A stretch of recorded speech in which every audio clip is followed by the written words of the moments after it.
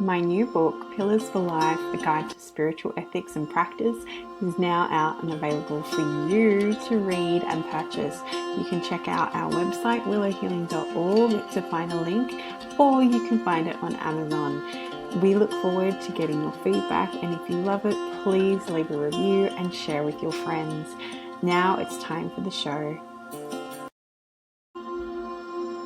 Welcome to Willow Healing Matters, the podcast. We are so excited to have you joining us on this journey where we explore different ways to empower your soul, whether it's healing in your kitchen or all the way up in the corporate world. Come with us as we look into different ways to heal your mind, body, and soul. Hey everyone, it's Catherine Cristani with another episode of Willow Healing Matters, and Tamar, Gail and I are excited to be here today because if you knew of all the technical glitches we've been through, you'd understand why this is going to be a powerful conversation. So Tamar is a modern day mystic, oracle, and keeper of the feminine mysteries. As the founder of the Feminine Code, she guides women through sacred portals of remembrance, awakening ancient wisdom embodied in the womb, voice, and body. Rooted in mystical lineages and the living temple of the earth, Tamar creates transformational spaces where the unseen becomes felt and the sacred becomes embodied. Her work is a devotional path of returning women to their truth, beauty, and divine feminine essence. This is more than transformation, it is a reclamation of the deepest, most sacred parts of yourself. Tamar has worked in the healing arts since 1999 and since 2015 has focused on women. Her mission has been to help them remember who they are beneath the layers of burnout, striving, and special societal roles. She guides them to awaken their sensual wisdom, heal generational patterns, and reclaim their leadership through their body, not by force, but by feminine presence and devotion. She has been teaching and internationally leading workshops and retreats since 2015, insisting empowering women through her work. She has a background in bodywork, sacred feminine yoga, theta healing, shamanic womancraft, and is trained doula and a teacher of women's natural healing arts. So a big welcome to the show, Tamar. Thank you so much for having me. I'm so happy that we were able to get on today and to do this. And obviously, this is going to be powerful because of we have the eclipse, we have the full moon, the blood moon. We're speaking about the feminine. So I'm super excited about like why we keep trying to be stopped on having this conversation. I That's know. so Well, fascinating. yes, yes. So to give the listeners some context, because I feel we need to talk about it because it was insane. Mm. So first of all, Hmm. we connected on Riverside where I normally record, and then it wouldn't. I saw Tamar come in and she could hear me, but I couldn't see her. And then it kind of threw me out. And then I came back and then I was like, oh, let's just do it on Zoom. And then it wouldn't let me email her the Zoom link and nothing would actually let us connect. And whenever that happens, it's normally because there's some higher level of energy that's about to happen. And it's almost like the computer cannot cope with it. So I wouldn't be surprised because then one went to read her bio and all my things had been shut in the background as well. So these are the extremes that happen, especially I feel when you're stepping into the feminine, because I don't know about you, but I feel like computers have a more masculine energy about them. More, yes. It's more the mental, the high, like it's not rooted in the body or the earth. It's just it's a different frequency, totally. 100%. And the higher the conversation, the less likely it is to cope. I've been thrown out so many times. It's funny. I love it. I just love it. I was laughing the whole time. I'm just like, okay, We did, and we're we here. did. And I want to ask, first of all, what are the feminine codes? That's the first question that popped into my head as soon as I was reading your bio. Yeah, so the feminine codes, it's so funny because I've been working with the feminine for a very long time, and I was in Exuma's working for a private client. All of a sudden, I just started getting these downloads. I was just sitting there, like, kind of waiting, and I started at what I thought was a post, and it ended up being the start to a book. And it was all about the feminine codes, and it kind of brought all of my work together and made me like really just understand on a deeper level like what I was here to do. And the feminine codes, they are codes that are held within our body as women, and they are connected to the most ancient part of us as women, the most ancient aspect of the Great Mother, and what we're here for as women.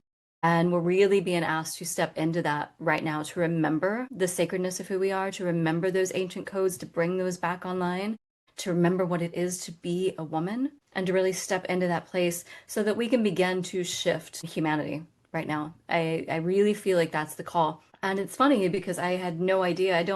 I'm not really online that much. Like I don't look at a lot of other people's work. Like I just kind of, I'm in my own lane. I do my own thing. And after I started writing all of this, and I had my best friend helping me change some things on my website to align with the feminine codes to kind of make this a brand. And she was like, "Do you know that there's other people talking about the feminine codes?" And I'm like, "What? Are you serious?" I was like, "No." I was like, "But that makes sense. I mean, we're all here doing like those of us who are called to do this work, we're in alignment and we're it's kind of like we're spreading out around the world and we're being called to do the similar things that may be different threads of it, but all Mm. very much in alignment. And so I think it's really beautiful, actually. Yeah, and I feel you bring up such an important point because so often we go into that comparison mindset, right? And we're like, oh no, but that person's doing that too, and that person's doing that too.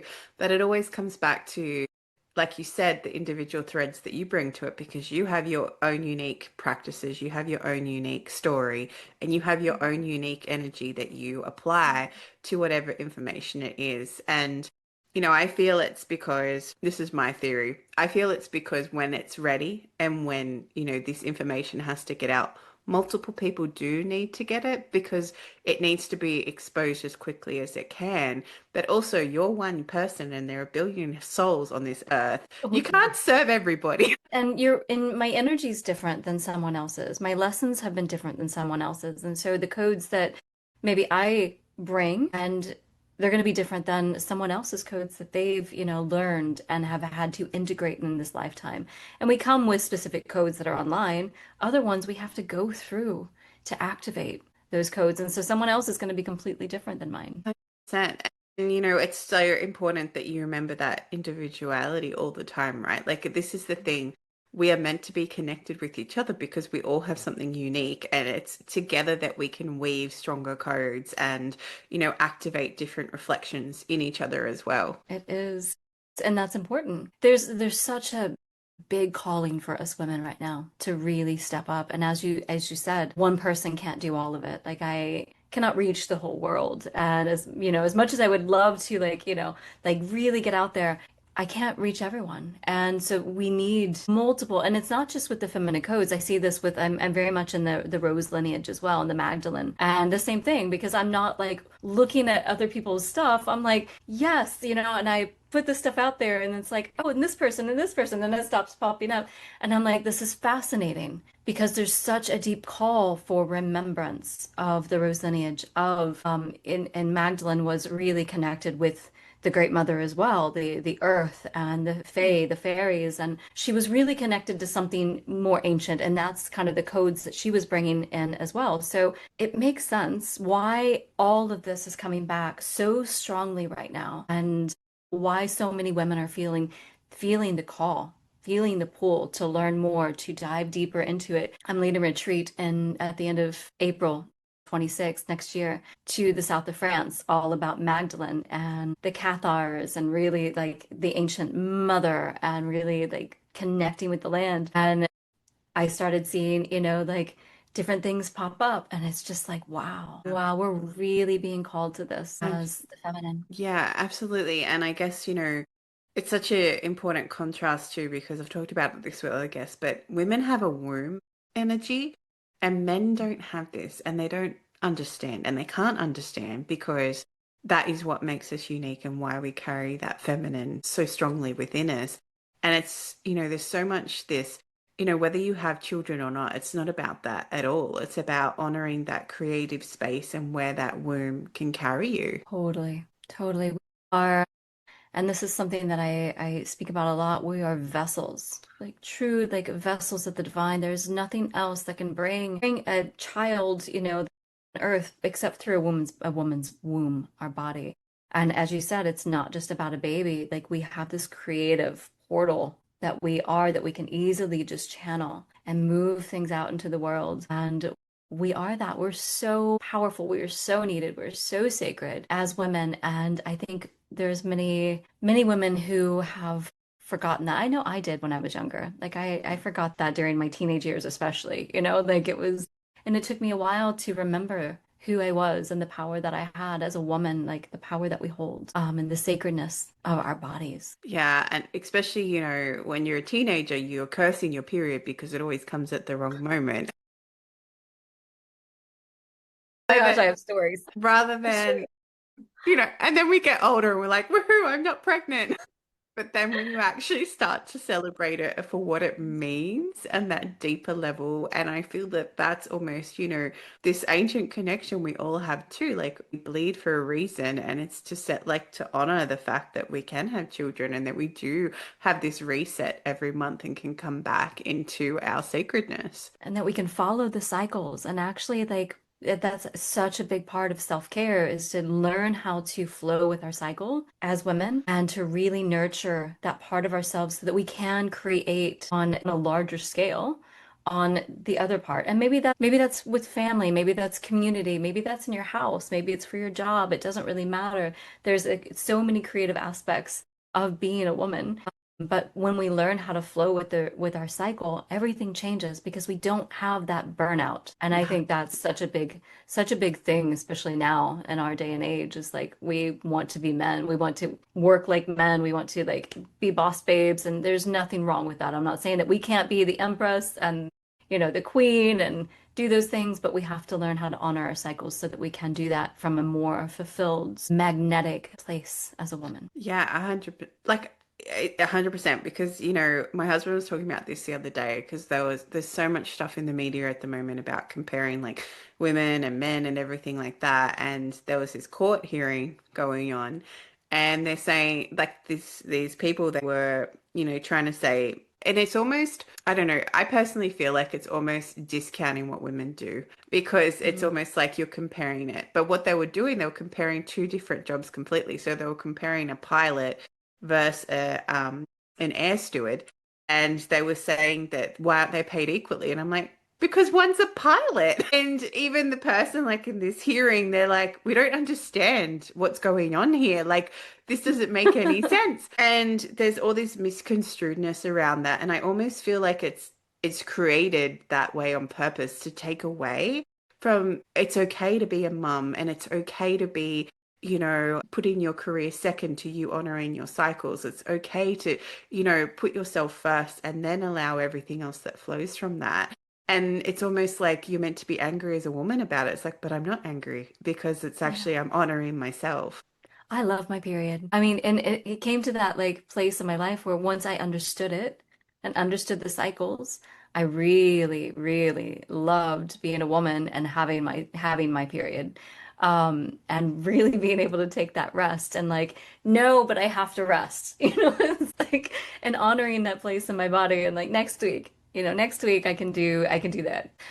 Now, I'm hitting perimenopause, and I'm like, no, I don't want to give up my cycle. I'm not ready. But See, that's also another phase in our cycle as women, and it's a difference. It's the next step, and I'm excited about that as well. It's just like now that I love, love being a woman and I love having my cycles and taking that time, like now you've got to switch gears, and it's learning the next phase of the what I call the Empress yeah, which really is stepping into your power and owning who you are, like which is super powerful as a woman. Yeah.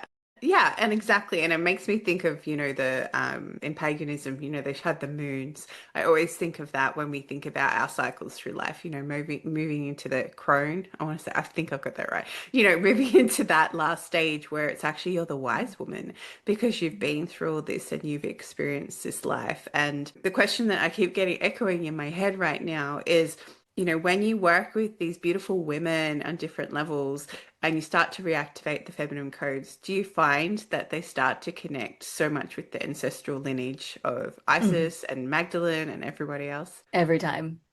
Every time. And it's actually in one of my trainings, I have them specifically intentionally connect with their lineage. Oh, yeah, sorry. Do you find there's a particular lineage that keeps coming up for you, or it just really changes because you're just open vessel Uh, for me in particular, or for my for students? your students? For my students, Egypt comes up a lot. And I think that's probably because I've worked with ISIS for so long that those types of women are drawn to me. So Egypt does come up a lot. In my last round, I also had someone that was connected with Greece. And I'm trying to think of, I think the rest of them were more Egypt, to be honest. I think they pretty much the rest of them were.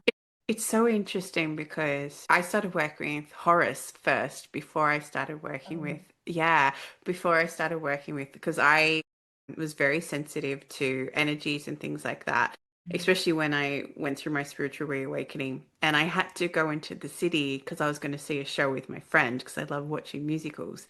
And I'm calling my spiritual mentor and I'm like, how am I going to sit in a theater in the middle of the city in Sydney and, take all, she's like, I'm sending you something. So she sent me this horror seal and it was so powerful. And my husband was freaking out. He goes, I'm really worried something's going to happen to you. I said, what are you talking about? He goes, you don't feel the same. And I said, it's because I've got the seals on. I said, you can't feel my energy, like, because I could still connect up here, but it was like sealing everything around me. Anyway, so this day I was in the city and my friend was late. She missed the exit, ended up on the other side of the city. And I was like, it's okay, I'll just walk around. And I walked past this jewelry shop and I was looking at this jewelry and I thought, wow, there's really stunning energy in that.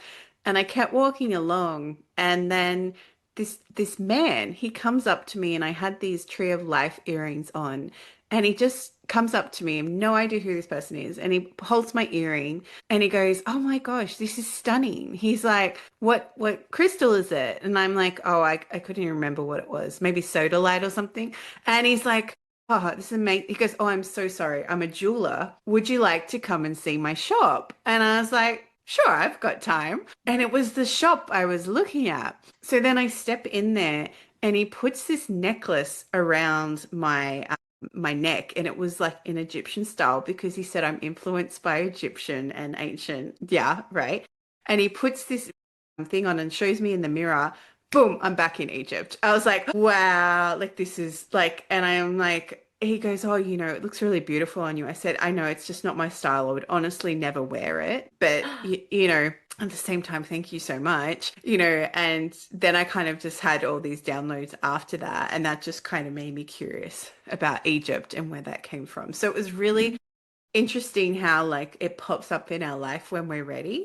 But my husband's like, oh, he probably saw you looking at it. I was like, no, he was at the bathroom at the other The end of more this, the logical logical thing. And I was like, and it was funny because then I met up with my friend and we were having high tea. And I was just like, you'll never believe what just happened. And I was telling her about the earrings. And then the server came up and she goes, I really like your earrings. She's like, take the earrings off now. But it was just really interesting how, it can be such a small thing. Like that necklace just triggered so much memory in me of like being in that time because of the style, well, everything about that whole thing. Plus, I'm wearing the Seal of Horus at the time. So it was just like all these kind of steps. Well, and you hadn't worked with Egypt until then. Yeah, exactly. Exactly. And then when I was reading the Sophia Code, by KRR, I was like, oh yeah, Isis, oh hello, like because I'm very visual. So like they're just walking in my room as I'm doing the activations.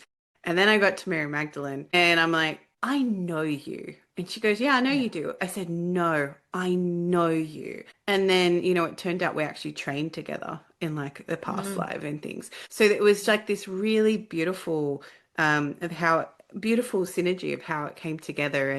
And I thought it was really interesting because I was like, why do I feel this pull to Isis? And then I realized she was like a guide on one of my councils and that sort of thing. So I was like, oh, but yeah, it's all this stuff that slowly comes together, right? Yeah, it does. It does. It takes like I'm trying as you're speaking, I'm trying to remember when I first started working with Egypt, and I actually don't remember. I think it was 2013. I did a shamanic journey, um, and it took me back into a past life Mm. to Egypt. And I'm pretty sure that that's when I first started working with Egypt. And once I started working, I mean, it was everything opened up for me. And I will share because I did a lot of journeys back then.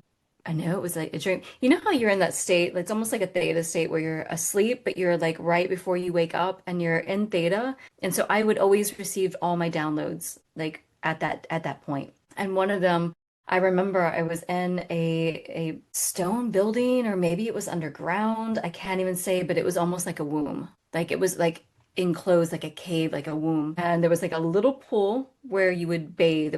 I was in a ritual. What is and I can never remember her name, but she's the I think she's the hippopotamus goddess. I don't You know. don't know her. Okay. She's not very as much known, and I didn't know who she was before this initiation that I went through at this in this vision. But I was standing there and she was bathing me in this water and cleansing me. And Anubis was standing guard right next to us. And I love Anubis. I can't tell you what this like love I have for him. I cannot tell you what it is because I don't completely understand it. But She ah, face your shadows. and as a Scorpio, I love facing shadows. That maybe that's it. Sorry, so you were getting all bathed and washed by I the was, and it was like, yes, it was just, and I woke up shortly after that, but it was in preparation for like this renewal, this rebirth. And it was fascinating. So it just, I have so many things like that, even time jumping, like jumping timelines into Egypt, and that's been happening since probably 2018 that I jump back and forth. I'm there in this old like or other lifetime and then I jump back in this one. It's really, really fascinating. And it's because I'm picking up something from that lifetime that I need Mm. in this right now. There's a gift. Whenever we do that, there's a gift there for us. And so it's just kind of figuring out what that gift is and why we're going there. Yeah, I fully resonate with that because I knew there was something I was missing. And then Mhm. I went to a breathwork session and I started and I saw like pyramids and I'm like, I'm going into a past life regression. I was so excited. I was like, yes. And then I was in this pyramid and Mary Magdalene was there and everything. And then one of the guides or one of the teachers just walked up to me and hit my third eye and went, here's what you were looking for. It was that violent. It was like, here's what you're looking My up, God. wake up. And then I was like, oh, and all of a sudden I could work with DNA in the quantum realm. And I was like, Wow. wow. Like, and it was so funny because I was having this interview and he goes, so tell me what you see. And I said, I actually see the strands come up and then it kind of lights up what I need to work on. And if it's in alignment, it's like a Christmas tree, like it's all kind of dinging and moving beautifully. But if not, then I have to do all this work. And then he goes, so, and then we were having this scientific conversation. I have never studied the DNA. I just want to emphasize that. And I just knew exactly what he was talking about. And it turned out that he owned a company that worked with DNA and things like that. That was his side hustle when he wasn't doing the interview, or maybe the interviewing was the side hustle. But it was so interesting having this conversation because he's like, this is exactly what we see when we're looking at it. And I was like, well, I said, there you go, it's there. So there's this reawakening of ancient technologies and ancient wisdom, right? That it's happening. You just have to be open to it and be willing to go look for it. Yes, that's exactly it. I think this is the time where we are being asked to remember. Like it's being shown to us. Like it's just things are coming back online like this. And the technology that's coming out today, I mean, insane. Whenever you look back, and look into the ancient technologies, like from what we can recall, remember, some of the things that are out today are 100%. We look at it like it's way out there, but it's not new. No, It's not.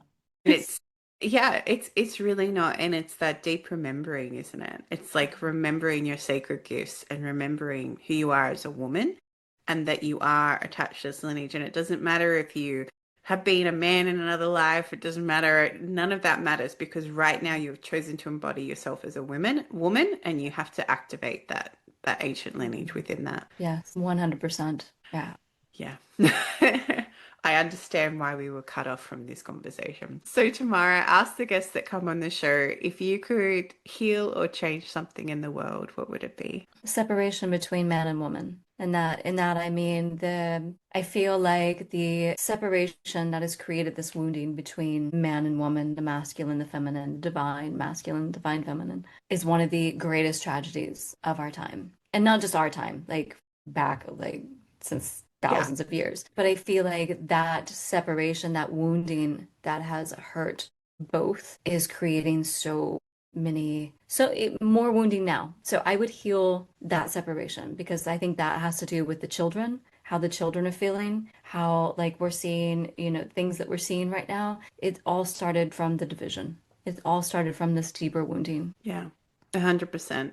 And, so often I feel like if we actually truly saw each other as equals and understood that we're here with different parts to honor, and different reasons for being here, it'd be such a different energy, right? Such a different place. It would be. I mean, we're not made the same.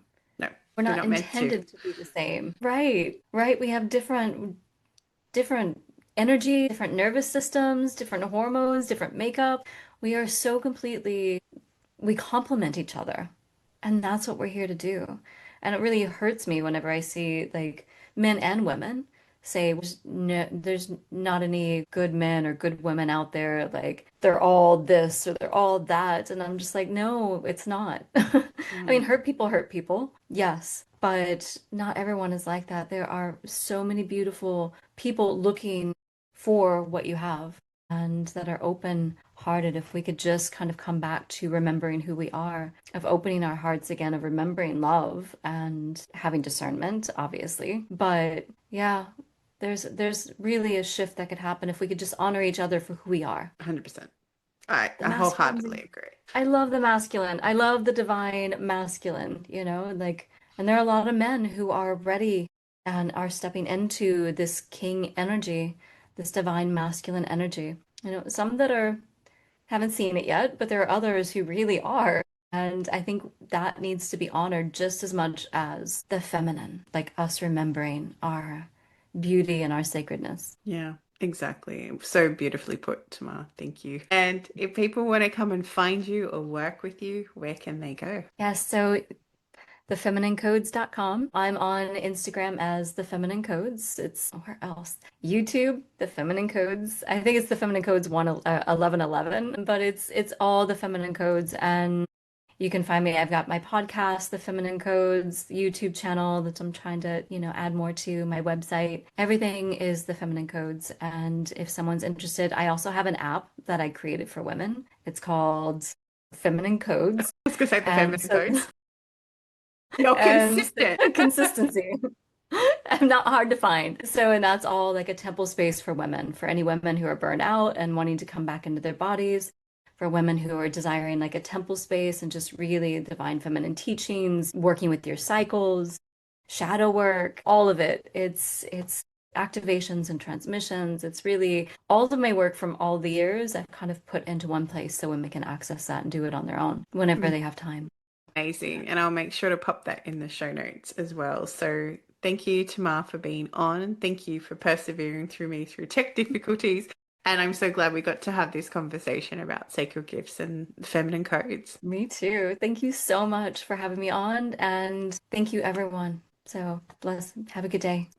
Thank you for listening to Willow Healing Matters, the podcast. We have so much love and gratitude that you have taken the time out of your day to empower you on your healing journey. The views shared by the person being interviewed might not necessarily reflect that of the host and should be used at your own discernment. Trust what resonates for you and follow your heart and soul guidance. If you have any underlying medical conditions or mental health issues, please consult with your healthcare provider before pursuing any of the recommendations. Likewise, you can always contact the person being interviewed to find out more information.